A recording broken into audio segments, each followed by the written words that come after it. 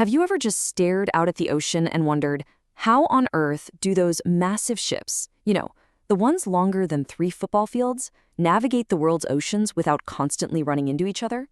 Well, it's all thanks to an invisible system, a shared rulebook that turns what could be total chaos into predictable, safe order. Let's get into it.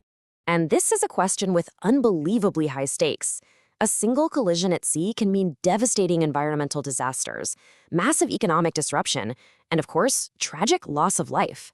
So with no painted lanes or stop signs out there, how do they do it? To really get this, you have to think about the physics involved. A modern container ship has so much momentum that you can't just hit the bricks. It can take miles, literally miles, to come to a complete stop. So they need a system that's proactive, a plan that works anywhere in the world with any other ship long before an emergency ever happens. And the solution isn't some crazy futuristic technology. It's actually something much more fundamental. It's a universal agreement, a set of rules that every single mariner, from the captain of a supertanker to the skipper of a small sailboat, knows by heart. Now, this global rulebook has an official name, the COLREGS, and they are the absolute key to understanding how order is maintained out there on the high seas. The best way to think about the COLREGS is like the grammar of navigation. They were adopted back in 1972, and this treaty was signed by pretty much every maritime nation out there. It created one universal standard for how you're supposed to behave at sea. And what's really cool is how adaptable they are. While the international COLREGS are for the high seas, there's a nearly identical set of inland rules. These are for navigating in more confined spaces like harbors, lakes, and rivers, which, have their own unique challenges. The entire system really is built around one core idea: predictability. It clearly defines how vessels should react in a few key situations. But first, let's talk about the 2 crucial roles a ship can have in any encounter. So in any potential collision scenario, one ship is called the give-way vessel. Its job is pretty simple: take early and obvious action to get out of the way. The other one is the stand-on vessel, and its job is just as important. It has to maintain its course and speed. This makes its actions totally predictable. And that clarity, that is the absolute foundation of safety at sea. Okay, let's start with the simplest scenario, a head-on meeting. It's a lot like driving on a 2-lane road. Rule 14 says both ships just turn to their right, that's starboard in nautical terms, and they pass each other on their left or port sides. Simple, predictable, and safe. Now, what if 2 boats are on paths that are going to cross? Rule 15 has a really simple, clear solution. If you look out and you see another vessel on your right hand or starboard side, then you are the give-way vessel. It's on you to do something: slow down, stop, turn, to avoid them. And what about passing? If you're in a faster boat and you're coming up on someone from behind? Rule 13 is crystal clear. The responsibility is 100% on the vessel that's doing the overtaking.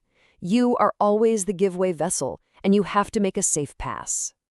Now, these rules are great, but they depend on one crucial thing: being able to see each other clearly. So what happens at night, or in a thick fog, when visibility drops to almost nothing?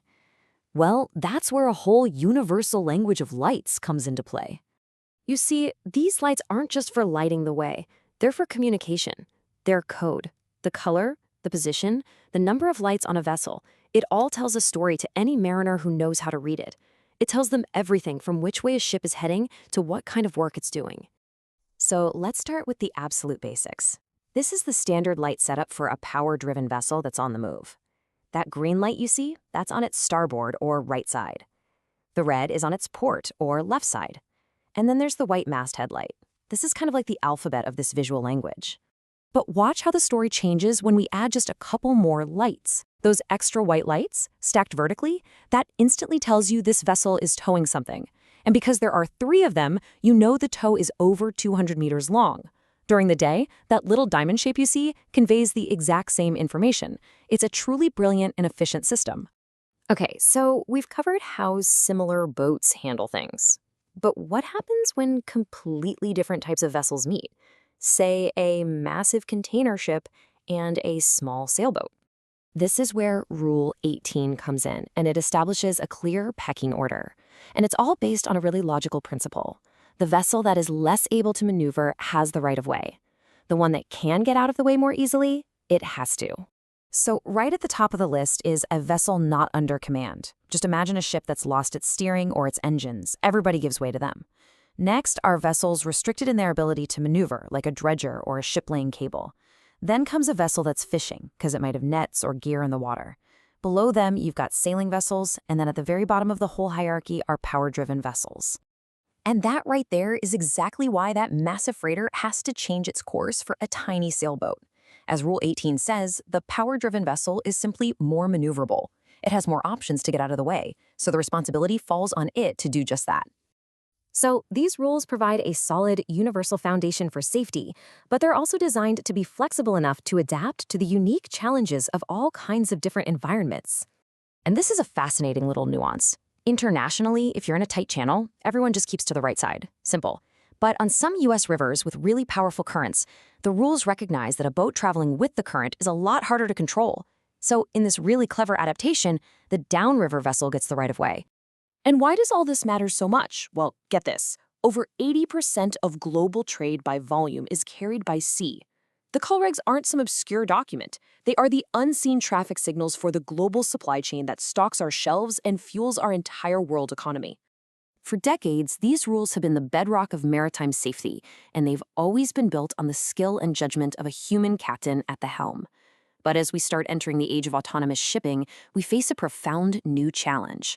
When there's no human on the bridge, who or what is ultimately responsible for avoiding a collision? That's a question the next generation of mariners and engineers will have to answer.